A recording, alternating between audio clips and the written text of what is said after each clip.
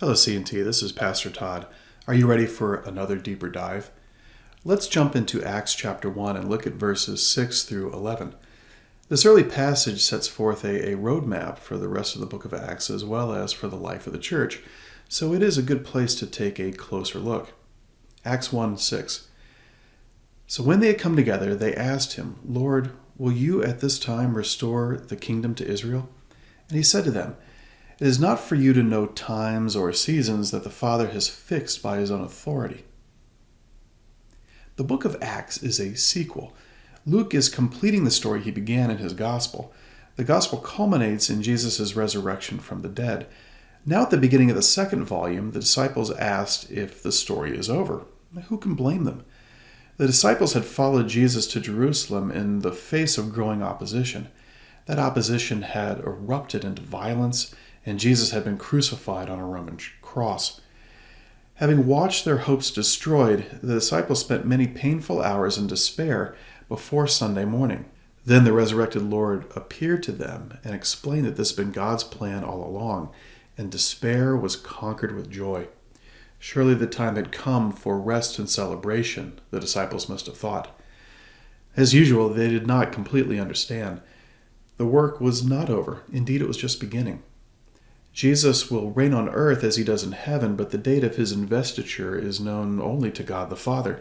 Meanwhile, the church is given supernatural power and a mission. Let's return to verse 8. But you will receive power when the Holy Spirit has come upon you, and you will be my witnesses in Jerusalem and in all Judea and Samaria and to the ends of the earth. The Holy Spirit, the great gift promised in the Gospels, will come upon the church in Jerusalem. This event, the birthday of the church, will occur in the very next chapter, Acts 2. Empowered by the Holy Spirit, the church will take the good news everywhere. The remainder of the book of Acts tells this story in detail. Acts chapters 1 through 7 occur in Jerusalem, where the nascent church testifies to the sacrificial death and saving resurrection of Jesus Christ. Mounting persecution drives the followers of Jesus from Jerusalem out into greater Judea and even Samaria, and these events are recounted in chapters 8 through 12. Although there is some overlap, chapters 9 through the end of the book in chapter 28 recount the gospel message traveling all the way to the emperor in Rome. In chapter 9, Paul is converted and called to take the gospel to the Gentiles. Throughout the rest of the account, we follow Paul, Luke, and their companions all the way to the imperial city of Rome as the mission given by Jesus is carried out. Let's return to verse 9 here in chapter 1. And when he had said these things, as they were looking on, he was lifted up, and a cloud took him out of their sight. And while they were gazing into heaven as he went, behold, two men stood by them in white robes, and said, Men of Galilee, why do you stand looking into heaven?